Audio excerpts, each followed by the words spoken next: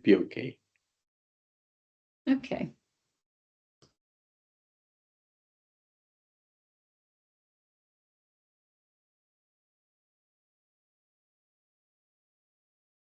Just carry on. If we carry on, Ishan, then? Yeah.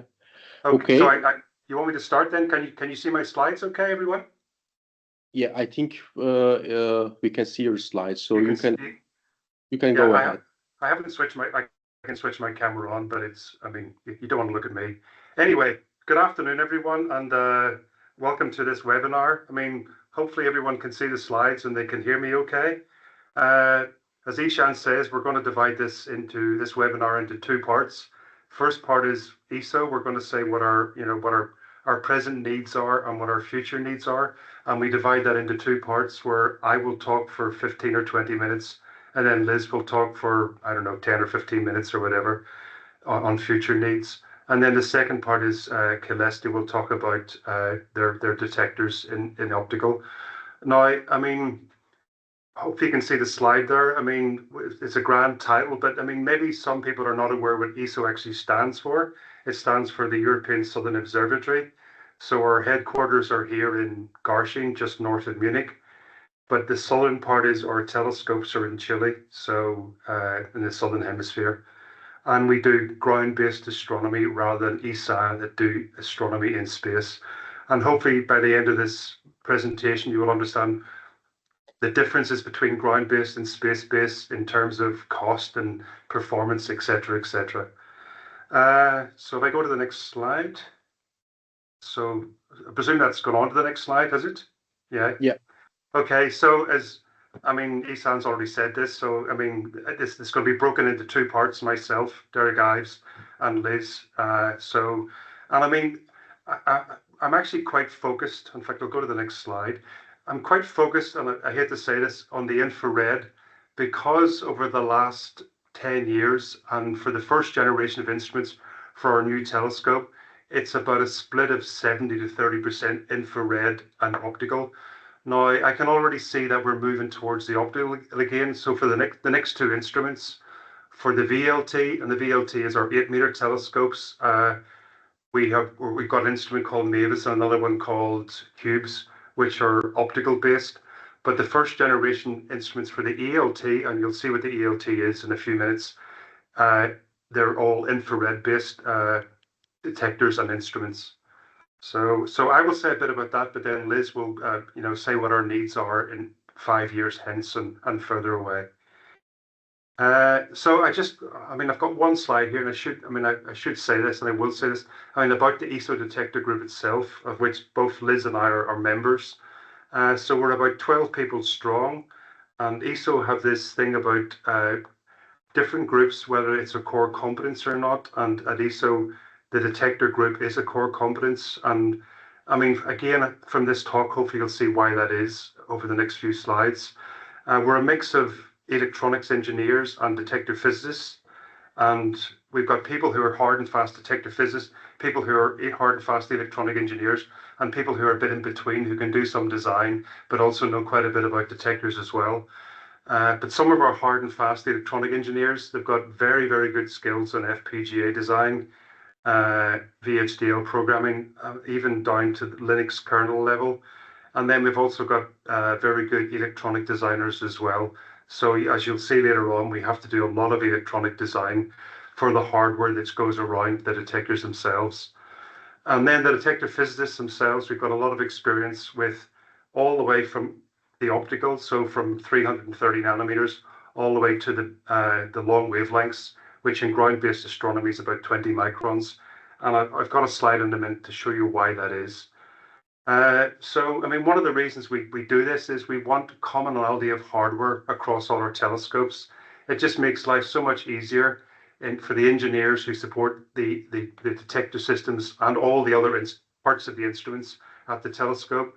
But it means that, for example, they're going to have the same controller which controls the detector at the 8-meter telescope as in our new 40-meter telescope. Whereas there are other telescopes around the world where they allow groups to build their own hardware, to do their own particular science, but then another instrument comes along And even though it may have the same detector inside, it's got a different detector controller controlling that detector, and it makes the support problem very, very difficult for the engineers at the telescopes. So I've said that there. The other thing about is the wavelength coverage, and I'll go on to that slide now. So why do we do ground-based astronomy at all these different wave bands? Okay, so there's the scientific input itself, but there's also the fact that the atmosphere will only transmit at certain wave bands. So, for example, as we all know, optically, from 300 to 700 nanometers. So the atmosphere transmits very well. On this plot here, it shows transmittance of the atmosphere versus wavelength. So between up to 1 micron, you can see that it transmits pretty well. And astronomers have defined these bands, U to Z, for those optical wavelengths. And then there's also a J, H, and K band, which astronomers call the shortwave or the near infrared. So that goes out to about 2.5 microns. So the J band is about 1.3 microns, the H band is about 1.8. And then further on from that, there's the L and M band. So we're getting into about 3 to 5 microns. And then the transmission of the atmosphere shuts from about 5.5 microns to about 7.5. And then it opens again, and astronomers do astronomy at this band. They call it the N band, which is about from 8 to 14 microns. And then it closes again, and it opens slightly at about 20 microns, where again, it's pretty tough to do, but astronomers do things in the Q band, which is about 20 odd microns. So, as you know, in opticals, we can use silicon. It's all to do with the band gap of the material itself. So, typically we use CCDs, but we're more and more looking to use CMOS devices as well. But they're all silicon based, and they all work from 0.3 to 1.1 microns. Then, if we go past that into what I call the shortwave and the mid waves, so that's from about 1 to 5 microns. Then you've got to start using different materials, which have got different band gaps. And typically we use mercury cadmium telluride.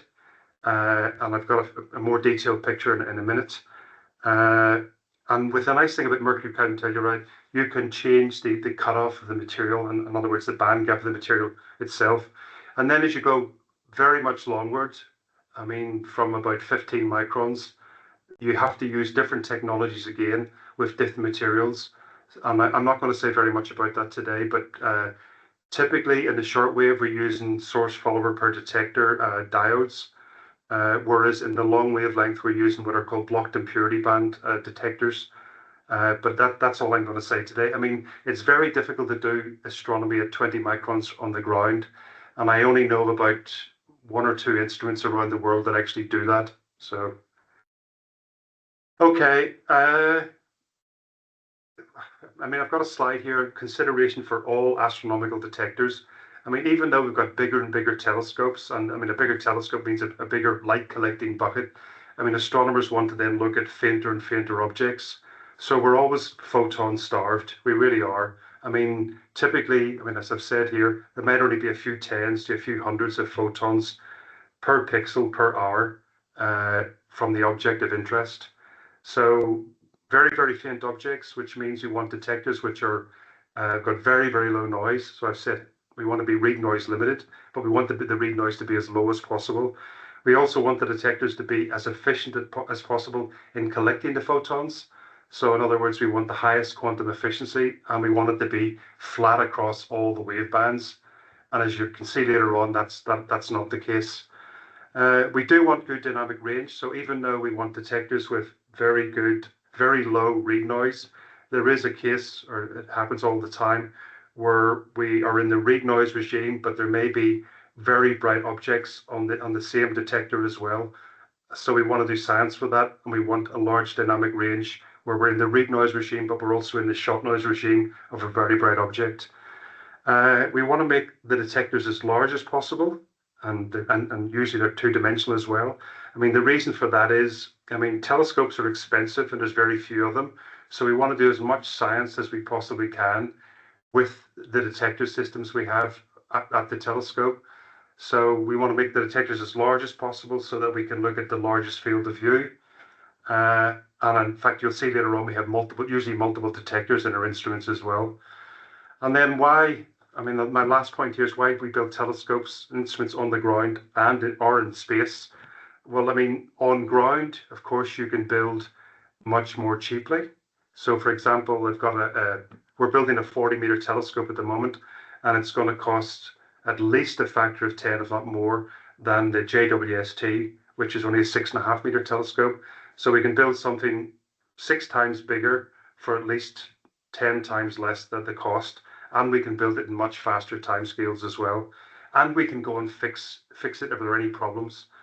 The resolution that we can see depends on the size of the mirror. So the ELT, which is our next generation telescope, is going to be 40 meters. So that will have a resolution which is 6 times better than the JWST, which is the 6.5-meter telescope that NASA launched in 2021. And then, the sensitivity is pretty similar. That's mostly due to the atmosphere itself. And then when we do ground-based detectors, we are not really worried about radiation issues, whereas they are worried about that in space. I've built instruments which have been on telescopes for 20 odd years without any problems to the detectors themselves. Okay, next slide. Oops, sorry. Okay, next slide. So just getting back to this focus of infrared detectors, which, there is a silicon element to them, but basically in the short wavelength, so like the 2.5 micron and 5 micron, we use these hybridized detectors. So there's a silicon, so that's the picture in the top left. We've got this silicon readout circuit, which I'll say a bit more about in a second. And typically it might have 4 million pixels or 16 million pixels or some large number. And then every pixel has an indium bump bond that then connects to this mercury cadmium telluride photodiode. So you can just about see these indium interconnects here, and then this detector array, which is this mercury cadmium telluride material. And then if you go down, I'm trying to go diagonally with these images here. Then there you can actually see the unit cell itself. So there you can see the photodiode, which is this MCT material, then the indium bump bond, and then the circuitry, which is in the pixel itself of the detector. So typically we have very simple pixels, and so typically there's only 3 transistors per pixel. So it's a very simple source follower per detector. And then the next image actually shows you a bit about how the detector is constructed itself. So we use photovoltaic detectors, so they're diodes which are reverse biased, and we use this MCT material. So this next image shows you how that connects via the indium bump to the silicon readout circuit. And then the final image shows you a typical detector. So we're all used to seeing these things. And then the images on the top right, I've got there. The great thing about mercury cadmium telluride is you can change the mix of the mercury and the cadmium to change the band gap of the material. So for example, if you go for a 50% cadmium, then you can have a device which cuts off at about 2.5 microns. Then I've got mid-infrared, so that's a device that cuts off at about 5.5 microns. So that's 30% cadmium. And then likewise, you can go all the way. With mercury cadmium telluride, you can go all the way to 15 microns and beyond.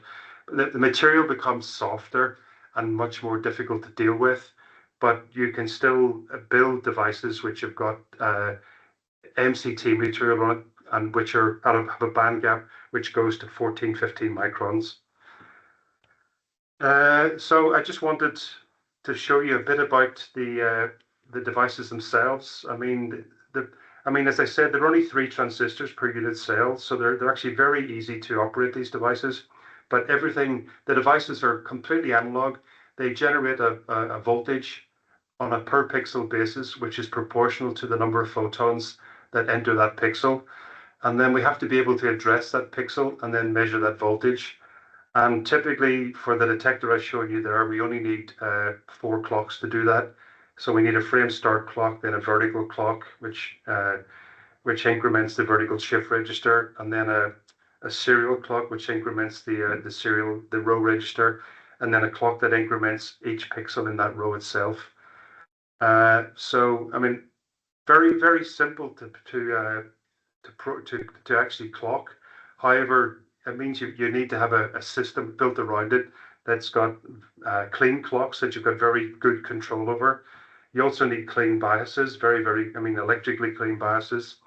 I'll say a bit about that in a minute. And then you need to have very good control over the gain of your system, your electronic gain, because you want to match the microvolt output of the detector to the input of your control electronics.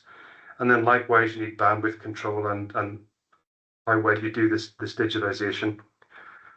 I just wanted to quickly say about the issues with this MCT material.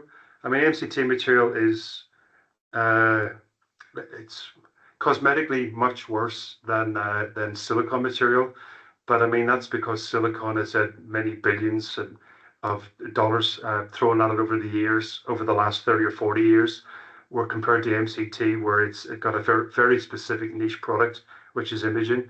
But so some of the problems, I mean, I've just highlighted some of the problems here. So for example, on the top left, this is from a device which has got long wavelength material. I think it goes to about 14 microns. And you can just about see cosmetically that there's a lot of white spots on the material.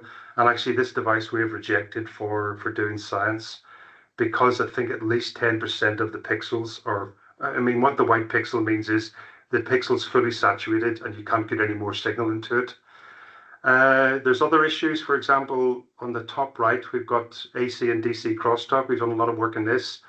So again, the problem is the pixel, which has only got 3 transistors in it, it's got quite high impedance.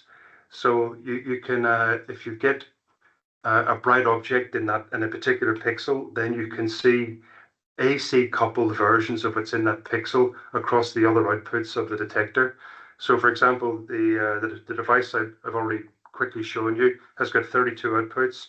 And if you had a bright object in one of those outputs, then you can see both an AC and a DC coupled version. There's different crosstalk methods of how this crosstalk happens. But here I'm showing examples of, you've got a really bright object, and then if you look to the left and right, you can see ghosts of that brighter object. So they're not real astronomically, how do you say that? I don't know. But I mean, we've got real images on the detector, but it's not real images from what the astronomer is observing. So we have to try and get ways of getting rid of that or minimize it as much as possible. Another issue we've had recently, where we've got a 4K by 4K infrared detector, is we can actually see glow from the detector at the bottom of the detector. And this is the image on the middle of the bottom left, where you can see this white region at the bottom and then this dark region near the top. And in effect, the white region is glow from the readout circuitry of the detector itself. Now, we've worked very closely with the manufacturer of this device over the last couple of years, and we've now managed to get rid of this glow. So in effect, they put more metallization into their readout circuitry to try and hide where this glow is coming from. And you can see the image on the middle of the right, that the glow is gone completely. So that's some of the issues we see with these detectors. Now, not much time. My goodness, this always takes longer than. Be prepared, Liz. So this is the typical instrument we've now put on our. It's about to go actually in the next month or so. This goes on our 8-meter telescopes. And I wanted to give, I mean, there's a lot of text there, which you don't need to worry about, but I wanted to give you an indication of the size of these instruments now. And on the left-hand side, you can just about see a cartoon man of 2 meters in height, and the instrument is about 4 meters in height. And this is only half the instrument. So the instrument is almost 4 meters by 4 meters by 4 meters. So they really are very large now. And this instrument here is both an optical and an infrared, a near-infrared instrument. So it goes from, I think it goes from about 700 nanometers all the way to 1.8 microns. So we've got both CCDs in this instrument and MCT type devices. And in fact, on the image on the left, you can see the 3 cameras. So that the detectors are in those cameras, as well as the optics to focus the image onto the detector itself. And in fact, the cameras you see on the left, then in the middle image, you can actually see the real image as opposed to the cartoon image, and you can see two of the cameras. And then on the top right, you can see these cameras, which are sitting on an optical bench where the instrument is being manufactured. And the detector system, which is in the bottom right, actually needs to fit into those cameras in the top right image there. So, and as I say, I mean, this instrument is both optical and infrared. So the CCDs which are in here are typically, I think they're cooled about 140 Kelvin. And then the infrared detectors are cooled all the way to 40 Kelvin and all in the same instrument. So it's quite complex. So if we go on to the optical, I mean, sorry, I should go back to this one. What I should say is, I mean, what we're trying to do is we've got 6 detectors in this instrument. Each is a 4K by 4K detector, but we're always trying to improve the efficiency of our instruments at the telescope. So in this case here, we've got actually 1,000 fibers, and each fiber can be positioned, because it's on a robotic stage, positioned on a particular object in a field. So in the ideal world, this instrument can look at 1,000 objects at exactly the same time. And it's a spectrometer, so it can actually split the light from the objects and see what those objects, with the position of them, and what they're made from by using the spectrums from them. Likewise, if we could now go to the optical. So again, this is another fiber-fed instrument. I think it's got 2,400 fibers. The instrument itself goes from the blue, about 370 nanometers, all the way to the near infrared. I think it's about 850 nanometers. So it's on a 4-meter telescope, but again, they're trying to get the efficiency up of doing the astronomy. So 30 years ago, they might have been looking at one object, but now, for example, they can look at 2,400 objects by using this fiber fed onto these detectors. And in this example here, we've got 9 CCDs, which are the 6K by 6K CCDs.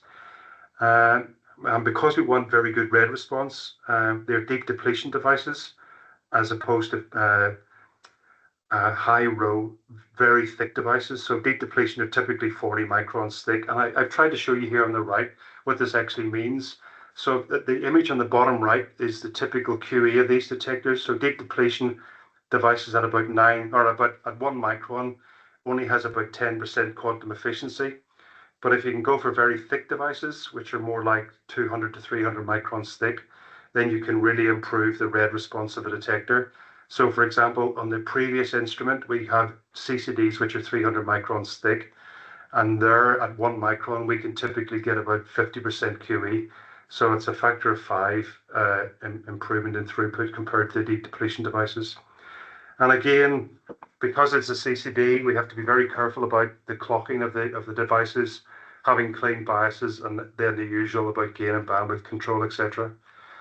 Okay, I just want to see I'm being pushed for time already.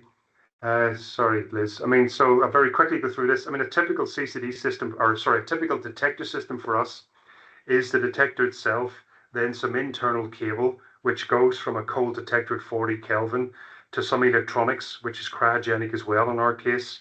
And maybe you're asking the question, later on I'll ask, well, why do we do that?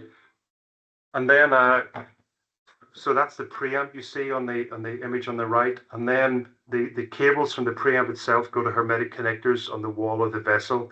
And from there, there's external warm cables that go to this warm electronics. But if I say a bit more about that, well, actually here, this image here shows it. So here on the top left is a typical infrared detector as it comes from the manufacturer. And then in the middle top right, we've removed it from its transportation case. And then on the right, we've actually got a special tool for handling this detector. Now, I'm not going to say how much these detectors cost, but these are typically 4K by 4K hybridized detectors. So the guys at Caeleste can understand how expensive these devices are. And then with the detector, we have to then build it into our instrument. So we have to be able to control the temperature. So that's what you see on the bottom right and on the middle bottom. So we've got, you can see on the middle bottom, the connectors to the detector, as well as circuitry around it, which is a heater circuit and temperature control circuitry. And then on the bottom left, we've actually got circuitry then to allow us to connect the detector to the outside world. So we've got, in this case, this detector's got 64 outputs. So we've got 64 video channels on our, and you can see this PCB in the bottom left, which connects to those 64 outputs of the detector. This shows it more clearly in the top left. You can see the detector, and then this multiple PCBs, which convert the detector output to something that we can then digitize, have gain, etc., etc. So I'm not going to go into any more detail. Well, the bottom left shows you our control electronics itself. So the detector itself is, you can see in the middle image. So that's the detector, and then the cables which connect to it, which go to the outside world. And then these cables on the bottom left connect to, via 2 or 3 meters of cable, to our control electronics. Oh my goodness, I'm really sorry. A bit pushed for time now. Sorry, Liz. I just want to say very quickly about how detectors come tested to some minimum level from the manufacturers. So over the years, we've spent many years building up test facilities. So for example, the pictures on the right show our infrared detector test facility, which is the top right image. And then on the bottom right image is our test facility for CCDs. And in fact, I've got a CCD shown there, which is under test. But we can do almost everything that's needed to be done. For example, we can measure QE in absolute sense. In the optical, we use calibrated photodiodes. In the infrared, we use black bodies and the geometry of the system, and we know the throughput of the filter, etc. We can do things like measure, with a CCD, we've got iron 55, so we can measure the charge transfer efficiency and the gain of the system, etc., etc. And maybe the last thing I should point out is our systems are very, very low thermal backgrounds, so we can measure very precisely the dark current of the detectors as well, because we always want to be read noise limited, so we don't want the dark current to actually overtake the read noise of the detector itself. So then the detector interfacing. So I counted for this presentation earlier on. We have to interface to at least 10 different detector types, which are CCDs, CMOS, infrared, electron avalanche, infrared, L3 CCDs, fully digital devices becoming more and more. So we're going from CMOS devices, 3.3 volt CMOS. We've got 5 volt CMOS. We've got CCDs, which typically have biases of 30 volts. We've got EAPDs, which have got the avalanche bias is typically 15 volts. And then we have to go at different pixel speeds as well, anywhere from 100 kilohertz to 10 megahertz. So I'm always asked the question, why do we just use ASICs? But the problem is we could use an ASIC for one specific detector type, but then we still have to build a controller for another detector type. And that's a very simple answer to what we really have to do. And in fact, I've got here over the years, I know that ASICs have been funded by JWST, for example. They use the sidecar ASIC. It's used throughout the instrument because they're really driven by low power, small volume, and it's in space. It can never be fixed. Whereas that's not our driver. We can replace boards if we have to, etc. In the simplest of cases. And also, ESO is not ESAS, so our budget's a lot smaller. So actually developing ASICs, etc., would be a large part of our funding as a detector group, whereas we'd rather be spending the money on the detectors themselves. So I'm going to jump ahead here now. So over the last 20 years, actually in my time, we've gone through at least 3 iterations of detector controllers, which can run CCDs or EAPDs or CMOS detectors, or now even digital CMOS devices.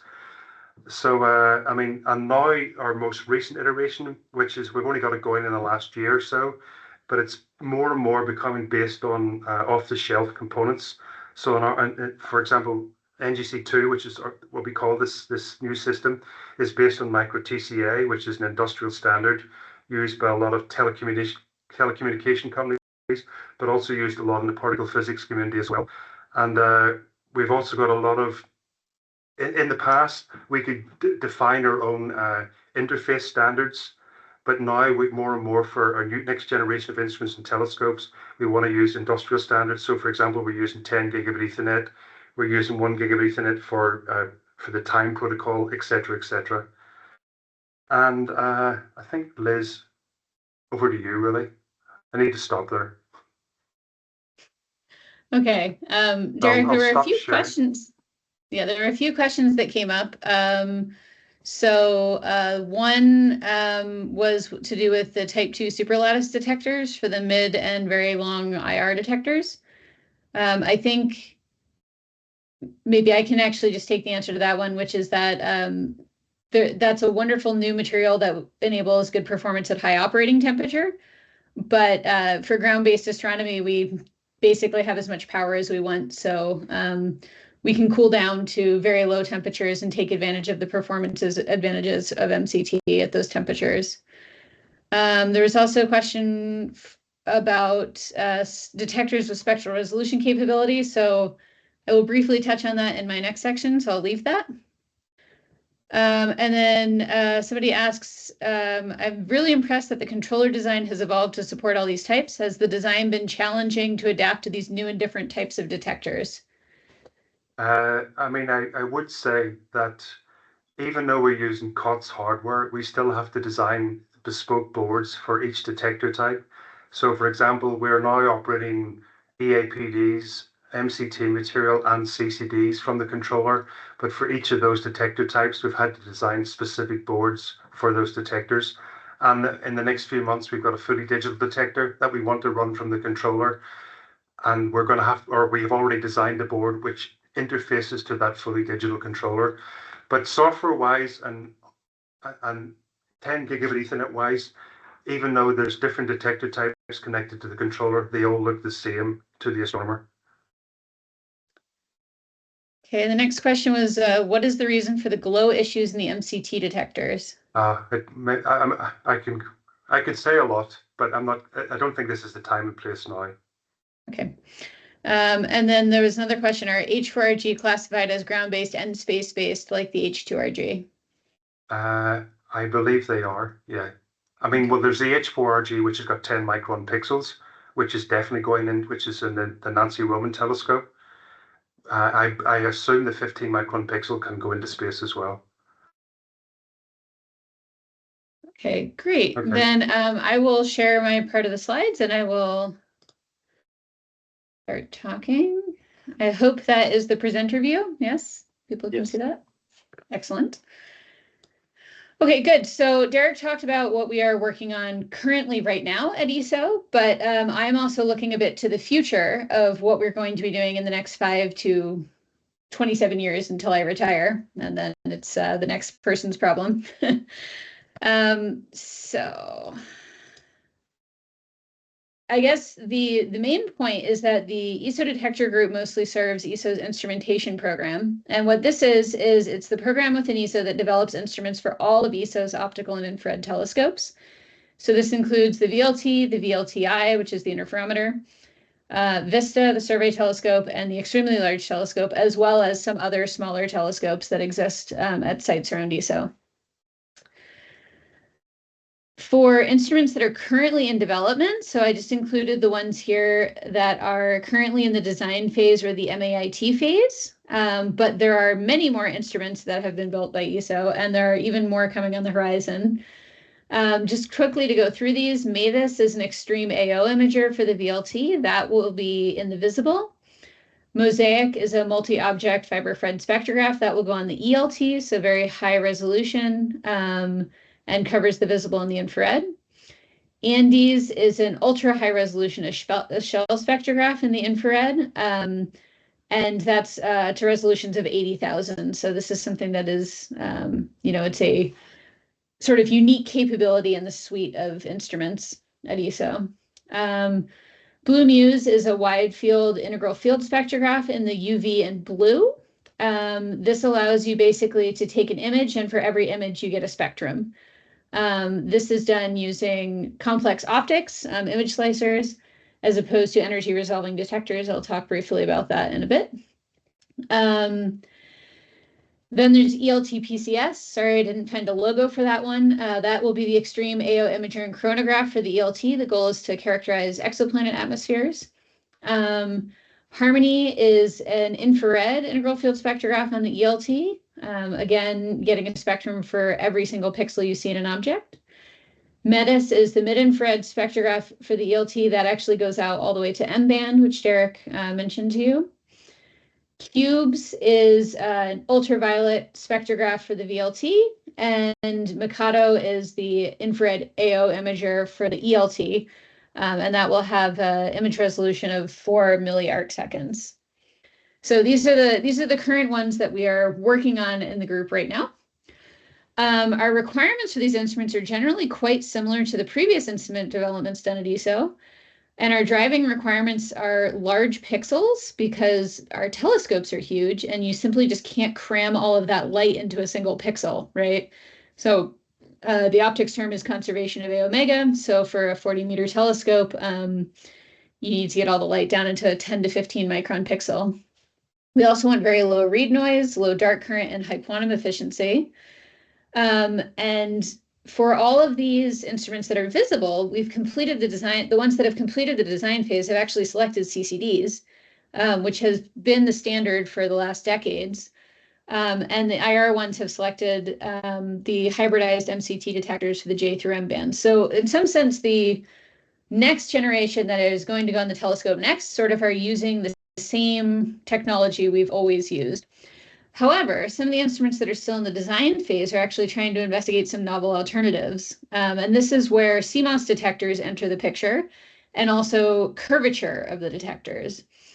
So one thing that has really sort of sparked the interest of astronomers is that if you look at the sort of CMOS market world right now, there is a ton of effort moving towards subelectron read noise.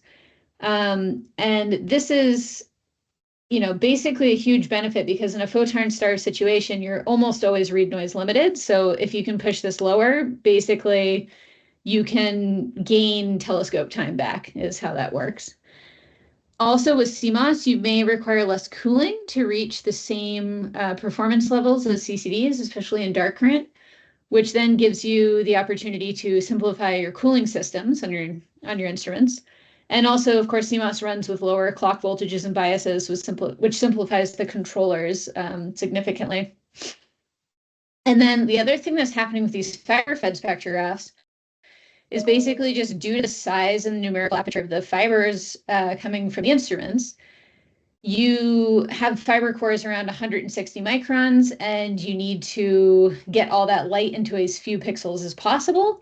So you build really fast cameras, below f1, which then, in order to design that efficiently, it would demand a curved focal plane. So thin silicon is much easier to curve to a high curvature radius, and this is another place where CMOS has become interesting because your typical CMOS detector is a bit thinner than your typical CCD. There's also been some development in fast infrared detectors for AO, for example, the large Saphira. I won't go into that too much, but that's one of the things that we're working on as well. And then I think maybe the next big thing that probably a lot of you haven't heard about is ESO's next program. So what are we going to do after the ELT? The instruments that will go on the ELT, at least the first round of them, have all pretty much been decided and they're being built. But the next telescope is completely open right now. So I've listed here the selection criteria. So proposals are due in 2027. And then based on the criteria of scientific drive, so what will be interesting to astronomers in the 2040s? How does that synergize not only with ESO facilities, but the other ground and space-based facilities that will be in operation during that time? What can we achieve within ESO, and then also sustainability and the institutional model and the risk assessment. So all of this will come together for evaluation of these proposals, and ESO's next program will be chosen. Now, as an optical and infrared detector engineer, and somebody working on the detector development for this, I have been looking at one of the future proposed facilities, or that will be proposed, the Wide Field Spectroscopic Telescope. And like I said, this is only one of many facilities that may be proposed as ESO's next telescope. But this is a fiber-fed multi-object spectrograph, and it's a panoramic integral field spectrograph that will have hundreds of detector systems. They published a baseline design that includes CCD-like detectors with curved focal planes for all of the instrument suites that will go on it. I've linked the paper here if you want to take a look at it. But one of the things that we're trying to do here is we're trying to see, okay, well, if we're buying detectors for this in the late 2030s, CMOS may be the way to go here. And so we're actually internally working on a curving development program to try to curve CMOS detectors, but also a large system trade-off study, not only CMOS versus CCD, but also, the performance and readout electronics required for that, and also the cooling requirements that are required to cool hundreds of detectors. I mean, if you look at these numbers, the integral field spectrograph alone is going to have 276 detectors, right? So this is a basically massively multiplex facility where the instrumentation is an integral part of the telescope, right? You build the instrumentation once, you're not building a bunch of different instruments for the telescope. So when we started to look at the optical detectors that we would need for a facility like that, the performance requirements, as I said, are similar to the instruments that have come before, because in the end, we're still doing spectroscopy from the ground, right? So the requirements don't change by too much. However, again, we're read noise limited. So if we can go to these ultra low read noise detectors, you can start to allow new operation modes. For example, instead of staring in one place for 1,000 seconds and then reading out with a large overhead, you could actually split up into shorter exposures, do interesting things with that. We still need the lowest dark current and lowest glow per read, but we would like to stay in the range of Peltier cooling because it vastly simplifies the infrastructure for the telescope itself. One issue that we have is that we basically want the highest QE possible, all the way out into the deep red. So the problem for this is that you typically want very thick silicon material for this, which is difficult to do in CMOS. So that's something we're looking into as well. And then, the standard sizes that are available, the instruments are designed around 4K by 4K up to 10K by 10K format, but with the caveat that we want large pixels because of this conservation of A omega problem. So this is an interesting thing because the CMOS industry tends to push towards small detectors because that is or small pixel sizes, because that is where most of the market is. But there are a few manufacturers like Caeleste who do offer larger pixels. And then, as Derek mentioned, we have this generic controller that we've developed to control all types of detectors. But realistically, for something where you're building 400 systems, you actually need a fully integrated systems. And we also cannot use as much power per detector, right? So, there's a couple trade-offs here to consider in the design. You can have fully digital detectors where it's basically photons in, digital numbers out. It's, a black box. Or you could have some sort of ASIC development for an analog detector. And then if you want to run at higher frame rates, which for this facility you don't, but there are other future instruments that you might want to, you need to make sure you have sufficient outputs to keep up with the high frame rates. And then also for your integrated system, the dream is you put power and Ethernet in and data comes out from your cooled detector, right? So, it's a different regime from how ground-based astronomy has typically done its development in the past. So I don't really have a ton of time to go into this because it's not something we're developing for a specific instrument at the moment, but there's a ton of new tech on the horizon that could be revolutionary. I would say the closest to possibly we would buy it for the next instrument is Skipper multi-amplifier sensing readout and implemented in either a CMOS or a CCD chip to allow photon counting applications. There are some interesting instruments that have been proposed where photon counting is required. And then moving towards sort of other types of technology we may look into. So SPADs, that is actually rapidly developing in the CMOS industry for automotive sensing. You could imagine using these in AO detectors because they're fast in photon counting. So, an AO camera that we build 10 years from now may very well have SPADs as the detectors. Also SNSPDs, so these allow picosecond resolution timestamping of individual photons. That's super cool. But they're also superconducting, so you have to supercool them to around 1 Kelvin. That makes your cryogenic system really complicated. But a very cool application for this is you could do offline correlation of optical and infrared interferometers. So you could stick like 2 optical telescopes on, say, Amazonas and Paranal, 42 kilometers apart, and get an absolutely amazing interferometric image of an optical object.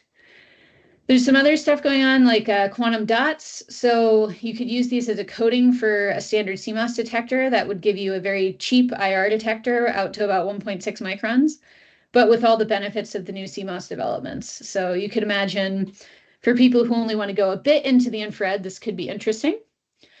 There's energy resolving detectors like MKIDs. So this basically allows you to do a spectrometer on a chip. Every photon that comes in, you measure an energy for. These are relatively low resolution though, so you're not going to get, a spectral resolution of 10,000. You might get, say, 50 to 100. You could imagine something like that for a ground-based instrument being really useful for, say, order sorting in a shell spectrograph, where you then wouldn't need a cross disperser. We're also looking at large format APD detectors in the IR. This allows you really low readout noise for the fast IR detectors. We're thinking about it not only as an AO, so it's being implemented for the extreme AO required for the planetary camera system, but also for science detectors. And then to briefly touch on the type 2 superlattice detectors. So the really, really cool thing about this material is you get excellent performance at high operating temperature. But as mentioned before, since we do ground-based astronomy, we almost get as much power as we want, so we're happy to just cool things down. And I guess maybe the point here is that the future of optical and IR detectors at ESO is really exciting, because what we're doing right now is sort of an extension of what we've done in the past, but there's so much new tech on the horizon that you can imagine that the instruments that we're going to build 10 or 20 years from now will look completely different and have completely different detector systems inside of them. So I think that is all I had to say. If there were further questions from the ESO side, I can answer them quickly, and then we'll hand over to the Caeleste team. Thank you very much, Elizabeth. I see. Yeah, one remark. Once you are into a photon counting, removing pixel glows sneak paths is also important, and are measured in units of photons per pixel per day. Yes. And another one, what about a large base interferometric setups? Okay, so there's kind of 2 options there. One is the way we have to do it right now, which is you have to physically interfere the light in real time. You have to send the light through fibers and interfere it. The idea with having picosecond resolution is that that's actually good enough that you can actually reach the noise limit. Even basically, you just record the digital data. You count every photon, and it's very precise timestamp. You can put your telescopes even all over the globe, and then you just take that data, you ship the hard drive somewhere to a central correlation compute facility, and you analyze your data there. So it would completely revolutionize the way you can do optical interferometry. Similar to the Event Horizon telescope that did the black hole picture a few years ago. But that was, of course, in the radio, right? So it would be a big, big change. Okay, thank you. Any possible C energies in new readout or multiplexing modes for X-ray FIR readouts? Is this like time domain multiplexing, frequency domain multiplexing, or I guess maybe is the answer, but without more specifics, yes, time domain, okay. Yeah, I mean, I could imagine that. I think we haven't looked into it yet, but it's a good point, especially if you start having hundreds of detectors, that you might want to do something like that to simplify your controllers. Okay. Since we are limited in time, I would like to move on and go to Jan. Jan, can you please share your screen? Yes, we are seeing Jan's screen, so I will give the stage to Jan. Okay, good. Thank you very much, Sam. So I will talk today about from CCD to CMOS detectors for image sensors.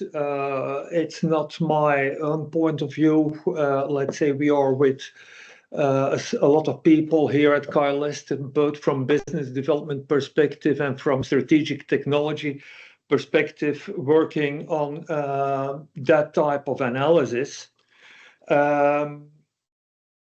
Let's say till now, let's say by the presentation of ESO, we had mainly a black box approach about the image sensors. I will try to take a deeper dive in, let's say, image sensing technology in order to come afterwards to a comparison between CCD and CMOS technologies, and then come ultimately to a take-home message. Let's start with, let's say, the beginning. That's in fact an MOS capacitor. And let's say most people remember from their textbooks that they can be driven in three different distinct regimes, being accumulation, where you have majority carriers attracted towards the insulated surface. You have a depletion regime where you form a space charge region. And then ultimately you have, let's say, the inversion regime where besides of the depletion layer, you have also the minority carriers attracted to the insulated surface. But for detectors, we are mainly interested in another regime, that is the deep depletion. So if you pulse your MOS capacitor all of a sudden let's say, deep depletion, you don't form an inversion layer. You need time for that. And then you have a potential well, which you can further on fill up by charge carriers, which can come from, let's say, incident photons, or if you are not careful enough, dark current or photoluminescence. And in that way, you fill up your potential well, and that you can read out. And you do the readout by, let's say, in a CCD, transporting the charges along the insulator surface. And that you do by applying a cascade of voltages to the electrodes. The simplest possibility is to have a three-phase approach, where you switch on, let's say, in a snail or snake type approach, let's say, the electrodes to move, to stretch up the potential well, and then collapse it again. And in that way, you progress your charges along the surface. The disadvantage of this approach is that let's say you can lose charges and have a transfer inefficiency because charges are trapped along the surface, and that is largely overcome by the introduction of a barrier channel CCD. And in a barrier channel CCD, you have, let's say, on top of the substrate, an additional locally doped N-type silicon layer, which creates an additional potential well, which is not in contact with the insulator, but which is situated a few hundred nanometers into the silicon. And again, you can fill up this potential well with charges. And in this way, you transport your charges also along the different electrodes, but deeper into the silicon, and you avoid in that way that, let's say, charges are trapped at the interface, and you come to excellent charge transfer efficiencies. Now, let's further focus, besides of the charge transfer, on how a CCD architecture is organized. And the best is to understand that by, let's say, the bucket approach, where we can consider photons as being raindrops, which are collected by the different buckets. And at the end of the rain shower, let's say your buckets are filled, and then gradually, let's say row by row, you empty the buckets into a horizontal or serial transport register. And the buckets in that serial transport register are then further, let's say, transported towards a measurement container where, let's say, the content of each bucket is further measured. The disadvantage of, let's say, this approach or full frame approach is that you need a mechanical shutter or very fast readout in order to, let's say, clearly separate images from each other. This can be overcome by going to a full frame transfer approach, where approximately half of the surface of the CCD is covered by a metal shield. And in that way, only the top part is sensitive to photon charges. And then you can do a very fast transfer from the photosensitive area to the storage area before starting then a slow scan readout. The alternative eventually is to go to what's called an interline CCD, where you have, let's say, the photosensitive regions, which are separated by transport regions, which are opaque. And at the end of each integration cycle, you transport the charges generated into the, let's say, photosensitive pixels towards the opaque transfer areas, and before reading out then your charges towards the output. We should also focus shortly on the output structure of the CCD. In principle, CCD output is very simple always. You have, in fact, let's say, a source follower transistor, which, let's say, buffers the output node, which is reset to an, let's say, reference voltage during the first time. Then, let's say, once that's done, you give a certain kind of stabilization to your output so that it comes to stability, while in the meantime, you're collecting the charges here under the last electrode. And then at the moment that you collect, let's say, collapse, let's say, that last electrode, all the charges are forced to the output node, and you create, let's say, your output signal on, let's say, that output node, and that is transferred then towards the output signal via the source follower. Normally, even the output transistor or resistor here, the load of that source follower, is already external towards the CCD. If I switch then to a CMOS imager, you see there that, let's say, of course, you still have your pixels, but what is first of all apparent is that you see a lot more circuitry around the pixel array than with the CCD imager. And in first instance, the very first pixels of a CMOS image sensors were 3T pixels, where you had a photodiode, which is reset like in the same way like you do the reset of the output amplifier of an CCD imager, and where the signals are buffered with the source follower and connected via a row select towards the column amplifier.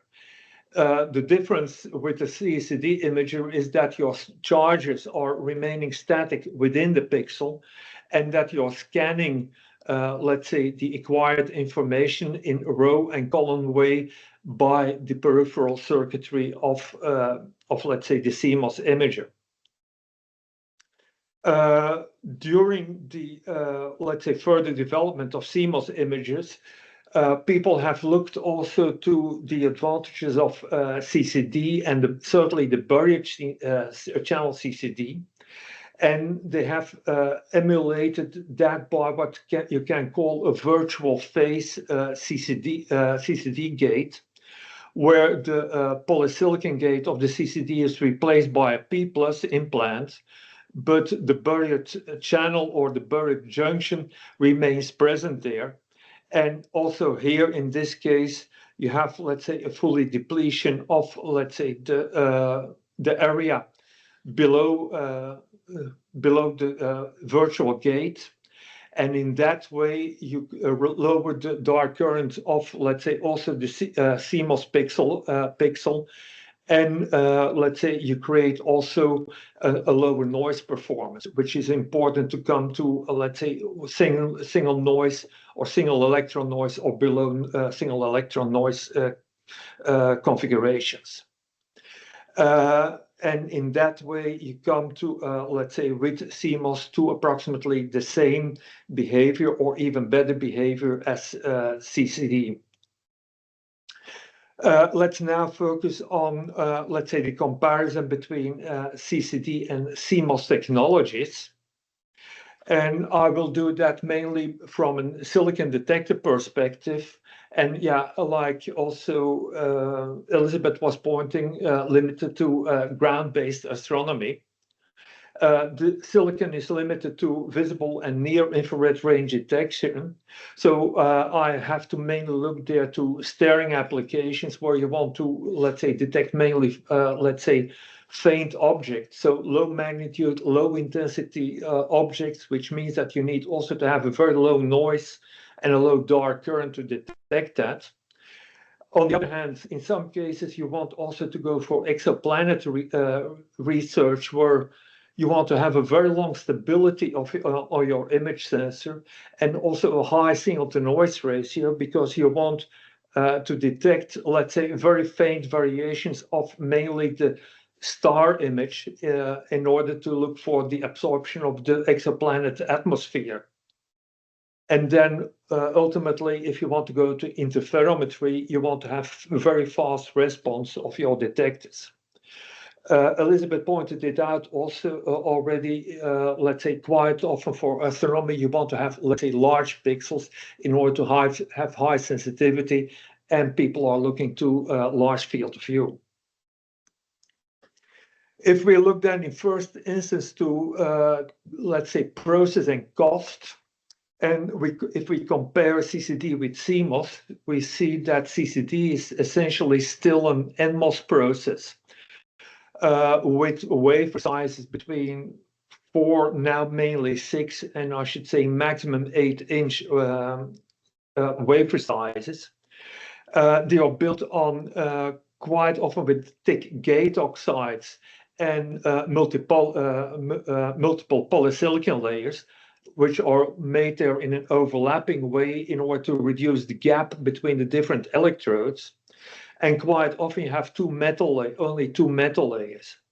On the other hand, CMOS is built in mainstream CMOS processes in 200 millimeter or 300 millimeter wafers on tin gate oxide, which means also that you have a much higher current driving capability with CMOS than with CCD, which is important also to reach a higher frequency.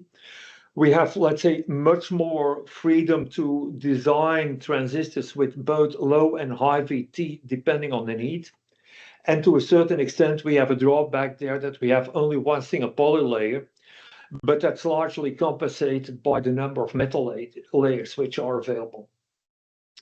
And then I should say very important for future use is that people are looking also much more to 3D integration, where you can stack several CMOS wafers together in order to form much more complex circuitry than what you can ever dream with the CCD, and which allows also to do a lot more on the focal plane itself.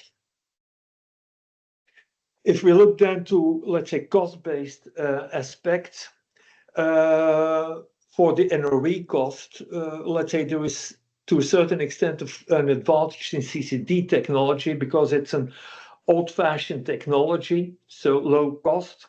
There is also, let's say, a small amount of active components there, which also reduces the cost. And the mask sets itself, because it are contact masks, are also relatively low cost.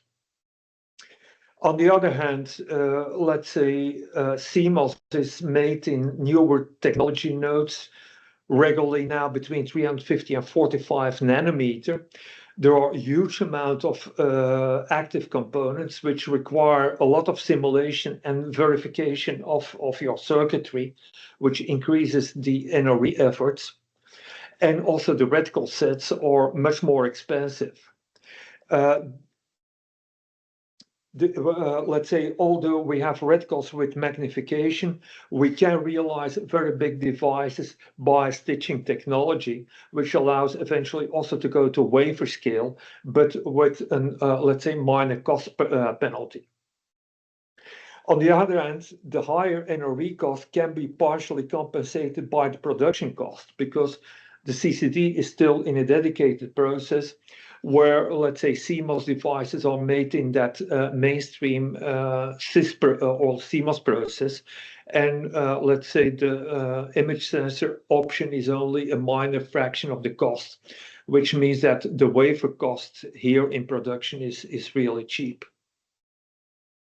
And then I should say also important is if, let's say, that we need to look into the total cost of ownership. And the camera cost of a CCD is pretty high because you need a lot of auxiliary circuits, wherein, let's say, for a CMOS camera, you have a very low or reduced bill of materials. And also, let's say, you see a lot of standardization there because the output of the CMOS device can be quite often either MIPI or GSD or SLVS EC interfaces, which are, let's say, standard interfaces and which are documented quite well in also FPGA control.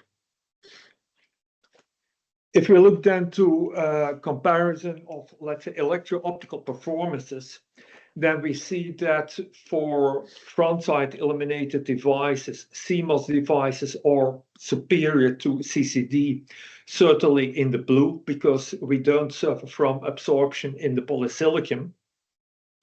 And if we go to the BSI variants, both technologies are more or less the same.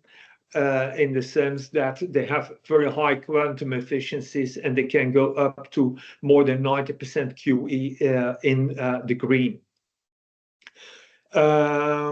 In the meantime, for both technologies, deep depletion devices are existing.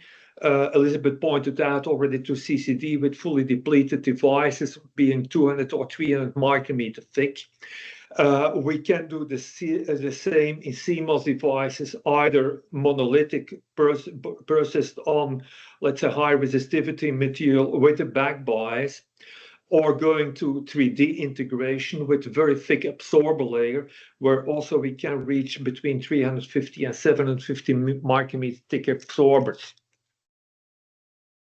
We see here, though, let's say, if we look further, some clear advantages of CMOS, where, let's say, we don't suffer from transfer losses. You have a very low image lag by transferring the charges from the pin photodiode to the conversion node, but that's only one transfer, and that's very low. Also, because the charges are static, let's say, we don't suffer from smear here. And let's say, from point of view of parasitic light sensitivity, it's not existing in frame transfer devices, but let's say IT CCDs, interline CCDs are suffering from it. And let's say also CMOS has some effect there, but it's depending on the floating diffusion size, but it can be, let's say, reduced strongly. If we look then to charge storage density, let's say we see there that, let's say, normally CCD is somewhat limited. For surface channel CCD, you can go up to approximately 20,000 electrons per square micrometer when applying 10-volt pulses. Buried channel CCDs have, let's say, considerably less charge density. it's more in the order of 6,500 electrons per square micrometer. If you go then to CMOS for, let's say, charges contained into the photodiode itself, it's limited. But we can increase the storage capacity of the photodiode by adding overflow capacitors. And then we can go up to more than 50,000 electrons per square micrometer when using double or triple MIM capacitors. If we look to the noise performance, typically, and then I'm talking single frame, not skipper type approaches. In typical CCD cases, we have between 5 and 10 electrons RMS noise, where for, let's say, single frame readout CMOS devices, we typically have 1 to 5 electrons RMS. And then one of the very big advantages of CMOS devices is that, let's say, they span a very broad range of pixel sizes. We can go there between 0.5 micrometer pixel size up to more than 100 micrometer pixel size, where on the other hand, CCD is more limited to 3 to 20 micrometer pixel size.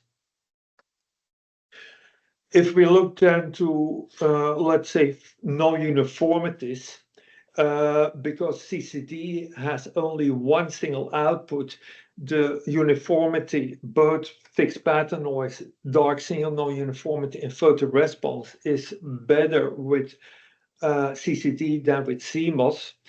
But on the other hand, that are parameters which can be calibrated easily in the warm electronics. So ultimately, if you do a careful design of, let's say, the full well of your image sensor, this is not considered, to our idea, a limiting factor for a CMOS device. The same holds, in fact, for linearity of the device.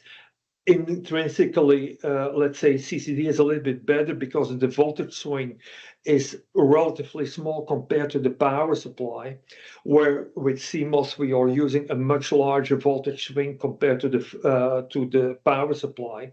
But again, it can be calibrated with either piecewise linear approaches or by high order approximations. And ultimately, let's say, multiplication of, let's say, the responsivity can be reached by EMCCD, where you do electron multiplication in a dedicated section of the serial readout. But in CMOS, you have also the capability to go to avalanche photodiode detectors having their gains in the pixel itself, or like Elizabeth pointed out, also to single photon avalanche photodiodes and doing photon counting there. And then last but not least, I want to focus on, let's say, speed and power. So because CCD is old-fashioned technology, thick gate oxide, you have limited current driving capability, where with the thin oxides in CMOS, you have much higher driving capabilities. And as a consequence, we can gain approximately a factor of 10 more in, let's say, output speed per amplifier. And by, let's say, putting in multiple outputs, we can nowadays go to more than 50 gigapixels per second output capacity for CMOS, where we foresee targets to go to more than 1 terapixel per second in near future.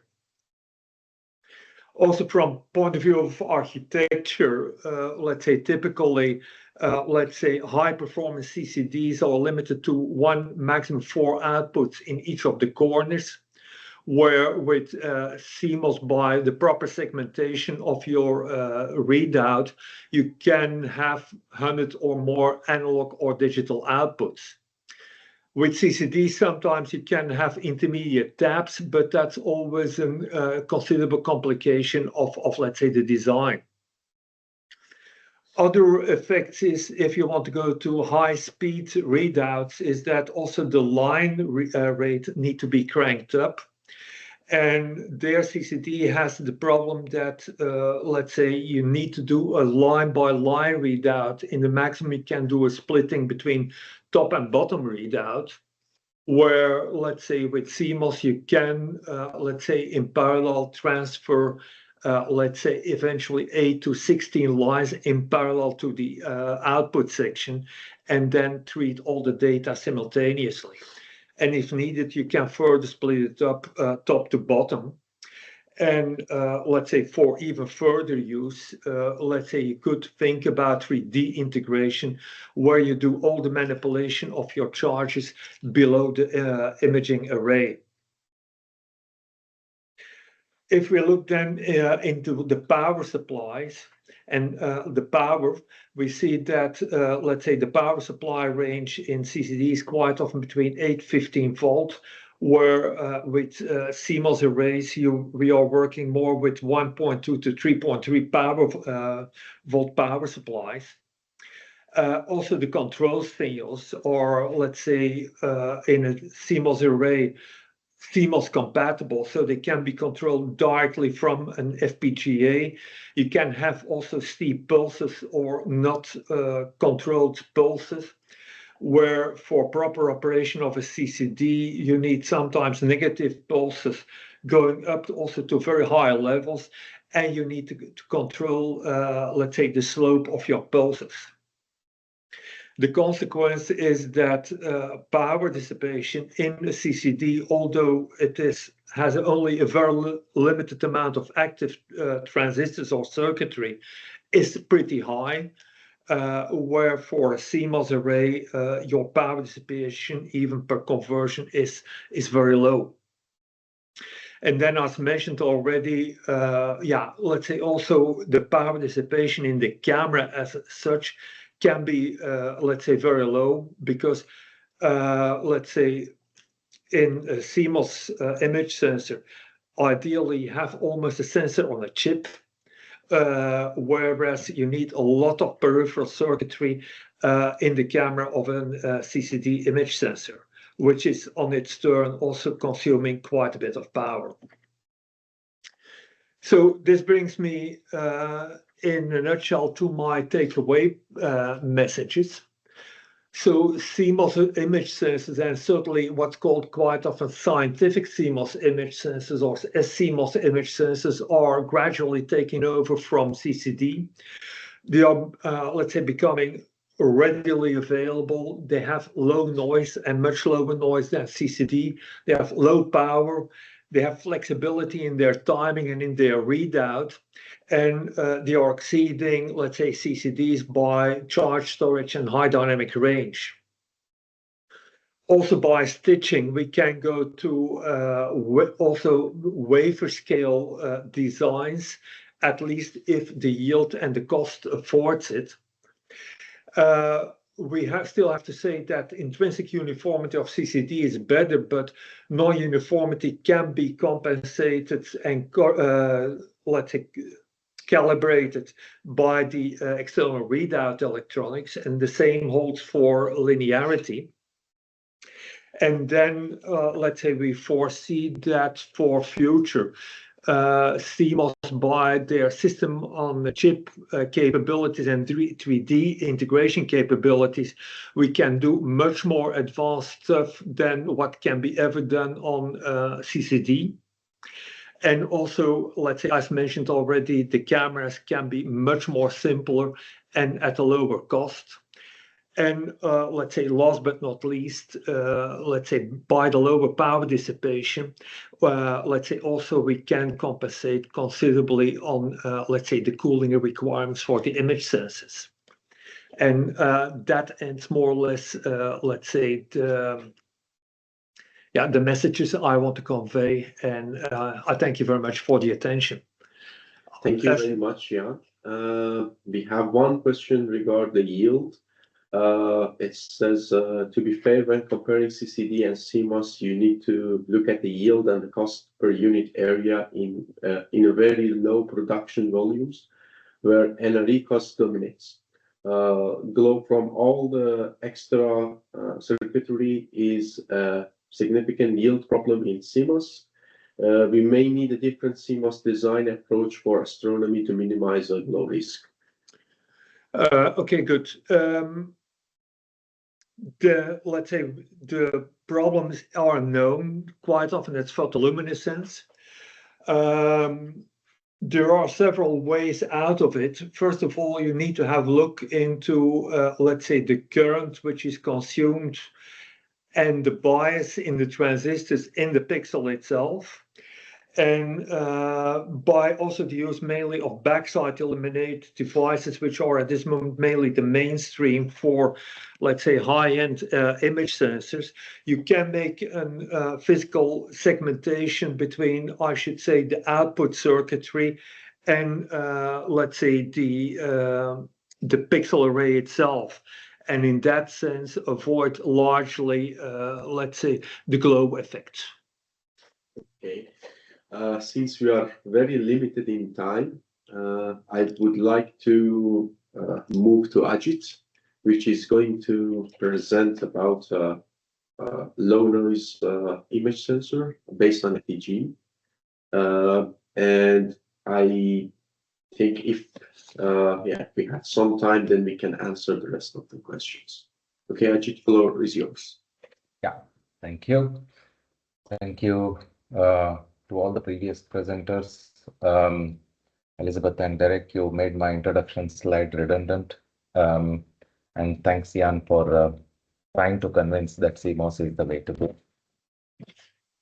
So, like I said, my introduction slide is almost redundant. Many of the requirements for astronomy has been covered by Derek and Elizabeth.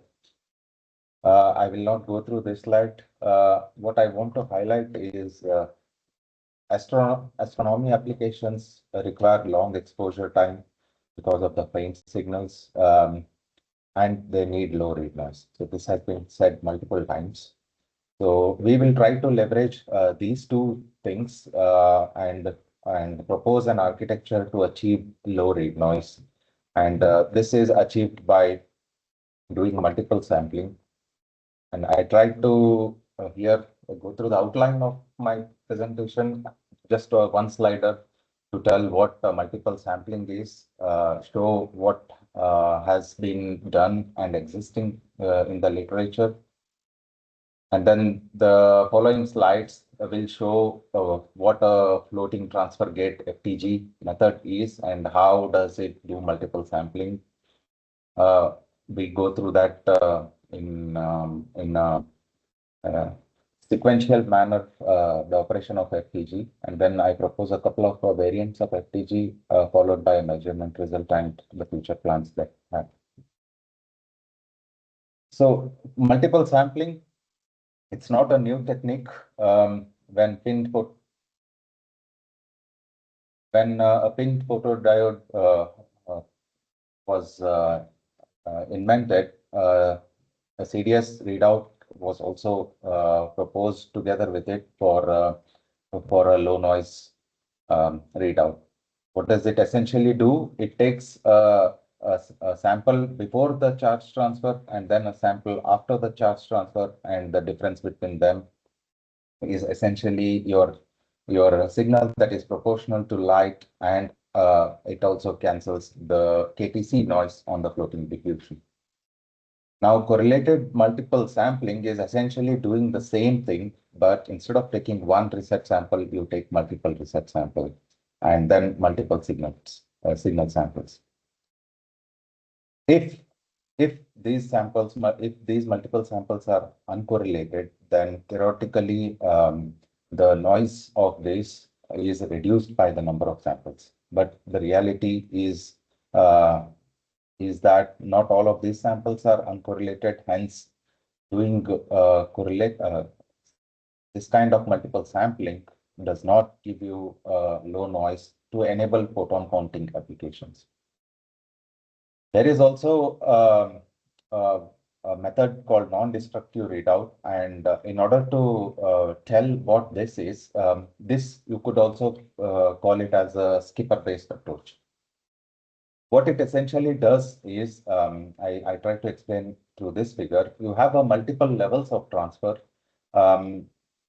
And the charges, what is shown here as SN storage node, when the charges are under it, you read the voltage level on it, and then you move the charges away, you read the voltage level again, you take the difference. So you keep repeating this process, and then you average these samples. So essentially it's shown here.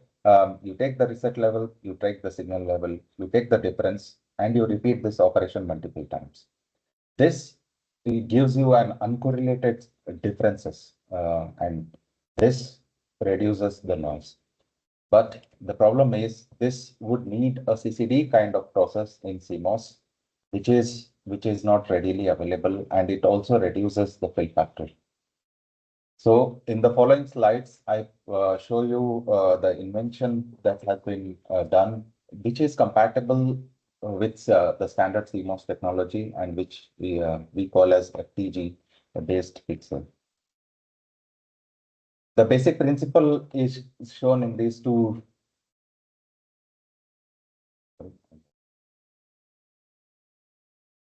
The basic principle is shown in these two figures.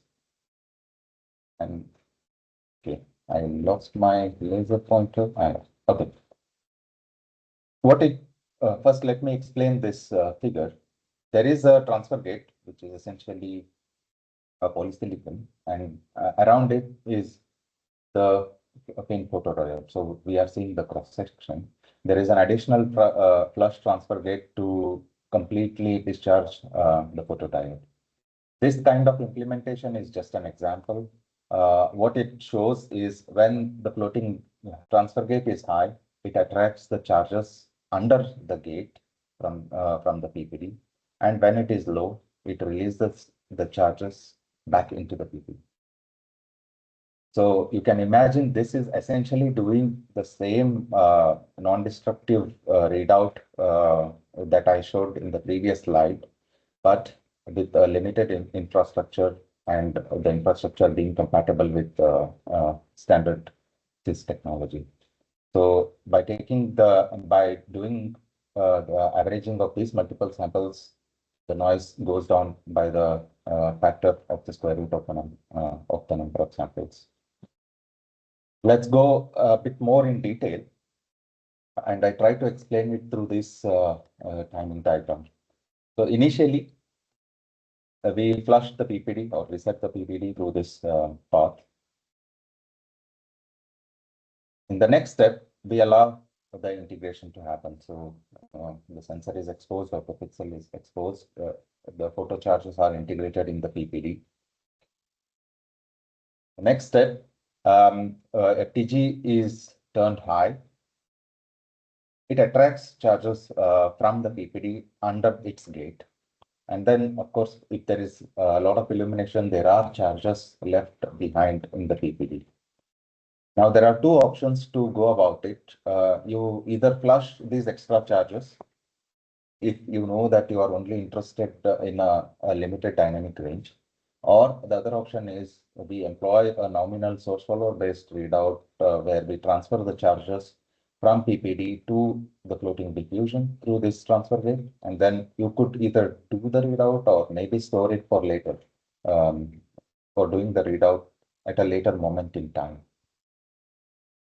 Okay, so the next step, we release back the charges into the PPD and sample this voltage on the FTG. Let's call it as R1, so implying the first reset level. And then we pull FTG high, so it attracts the charges under its gate, and then it also transfers the charges from the gate itself into this integration capacitor, and we sample the voltage level at the output. The difference between R1, SR1 and S1 gives you the first CDS sample. And then in the next step, you push the charges back into the PPD, read out the second reset level, and then repeat this process. I show it only a couple of times, but you could do it a number of times to be able to lower the noise. So after multiple samplings, we go to the last step. This is just optional step one could do. You transfer the charges that were in the PPD onto the floating diffusion. Either you combine it with the charges from the previous transfer, or you do a completely new readout by resetting the floating diffusion and then reading out the charges that were only in the PPD. So this will give you a CDS readout. So that's how one uses the floating transfer gate. Now, it was the implementation previously showed a CTR-based approach. Addition of what we call as not floating transfer gate, not floating because we actively drive it high or low. This gives us an additional degree of freedom in terms of optimizing the timing and perhaps also the readout architecture.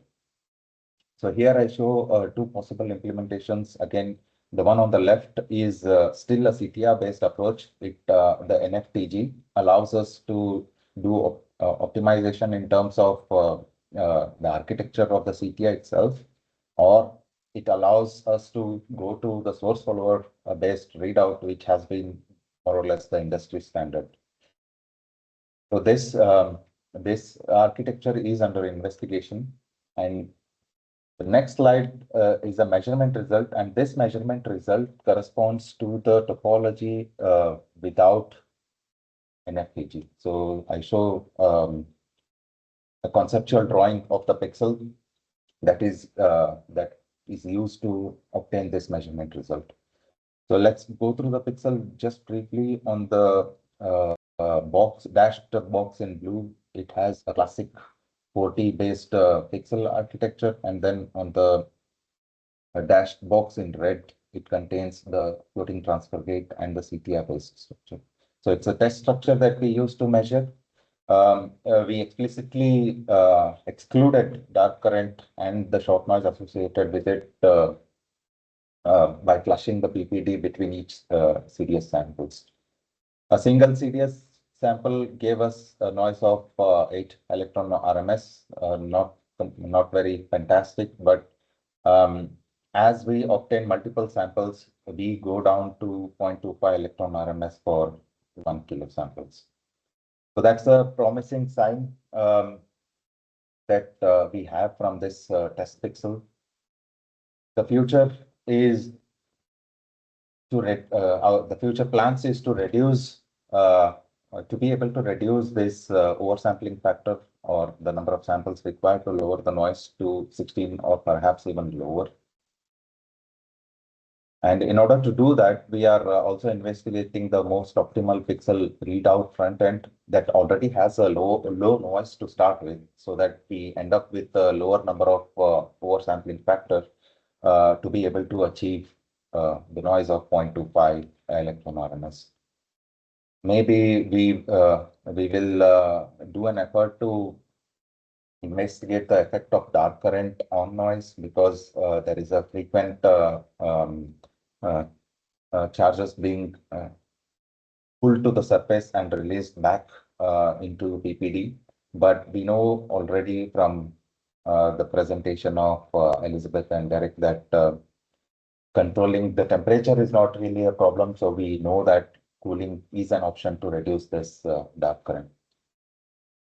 One of the pretty interesting feature of this architecture is that it is completely compliant with the high dynamic range feature that we always do on our sensors. So so we can easily combine this kind of FTG architecture with the overflow based high dynamic range architecture that we normally implement to achieve a higher dynamic range. So that's also on the future plan, is one of the future plans. So that was essentially my last slide. I hope I didn't take too much of your time. Essam? Thank you, Ajit. Thank you, everyone. Thank you, Elizabeth and Derek. And Jan, thank you all presenters and everyone who participate. We will share the slide. We also recorded the presentations. We also give you the link. So later, if you want to go over it, you can go over it. And you can also distribute it freely among people that you think they are interested. Thank you, everyone. I would like to end this webinar, and I hope we see you in futures.